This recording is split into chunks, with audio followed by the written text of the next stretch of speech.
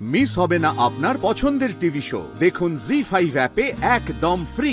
আমরা সবাই ভুল করেছি, কম বেশি সবাই, কিন্তু সেই ভুলটা বুঝে মেনে শুধরেও তো নিয়েছি। ময়ূরী সে চেষ্টা করেনি, একাধিকবার ও সুযোগ পেয়েছে, তুমিও ওকে সুযোগ করে দিয়েছো, কিন্তু ও নিজেকে বদলেছে কি? ও আর সেই জন্য একটা মানুষকে এভাবে আমরা মরে যেতে দেব? প্রাণ দিতে তো পারবো না, কিন্তু প্রাণ নেওয়ার কথা বলে দেব। দেখো মেঘ, যেটা ঘটবেই, যেটা ইনএভিটেবল, তার কাছে সারেন্ডার করতে হয়। নীল, আমি তো কথা বলছি ওর সঙ্গে, তুমি কেন মাঝখানে কথা বলছো? ওর যেটা মনে হয়েছে ও সেটা বলছে, তুমি তো এক্সাইটেড হয়ে গিয়ে ওর বলাটাকে বদলে দিতে পারো না। না, এখন আর কথা বলে লাভ নেই। আমার নিজের মাথা ঠান্ডা করে ভাবতে হবে। আমার আজকের ব্লাড রিপোর্টটা দেখতেই হবে আমাকে। সরি মা, আমি আসলে আপনাকে হার্ট করতে চাইনি। আমি জানি তোমার কাছে সবটা খুব কষ্টের, আমি জানি, বুঝতে পারছি। আমার কাছেও খুব কষ্টের, বিশ্বাস করো।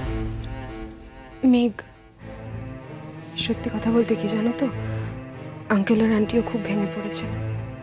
তুমি যদি একটু সুস্থ হয়ে ওনাদের পাশে গিয়ে দাঁড়াও, তাহলে ওনারাও একটু মনের জোর পাবেন। হ্যাঁ মেঘ, এই সময় তুমি আঙ্কেলের পাশে না দাঁড়ালে ওনারা ভেঙে পড়বেন। ওনারা ময়ূরী ব্যাপারটা মানতে পারবেন না।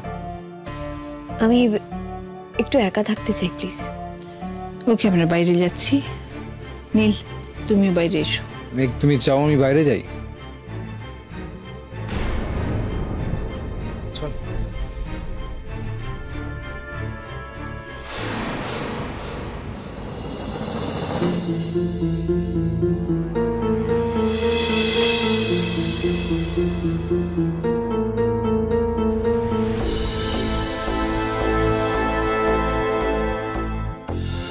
আমি ঘুমোচ্ছি ভেবে নার্স বাইরে গেছে। আমাকে যা করার এখনই করতে হবে। ওয়াশরুমে নার্সের জামাটা রাখা আছে, আমি তো দেখলাম।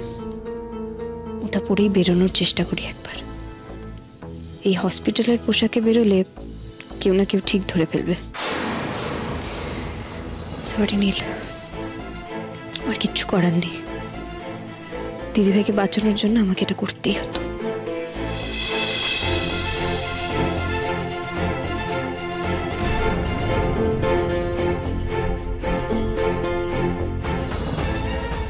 মাথা তো ঘুরছে না। আমার ব্লাড রিপোর্ট টাইটাই হলেও অনেকটা তো নর্মাল। আমাকে একটু চেষ্টা করতেই হবে। দিদিভাই ডক্টরকে যেমন করে হোক রাজি করালেই হবে। উনি যদি আপত্তি করেন, আগে এখান থেকে তো বেরোই, তারপর ভাবা যাবে ওখানে গিয়ে কি করব।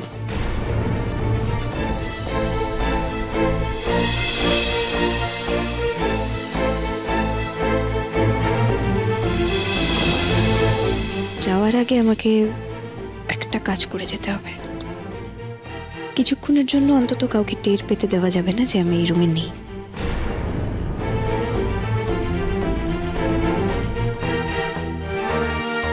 জি5 ডাউনলোড করুন আর সব এপিসোড দেখুন একদম ফ্রি।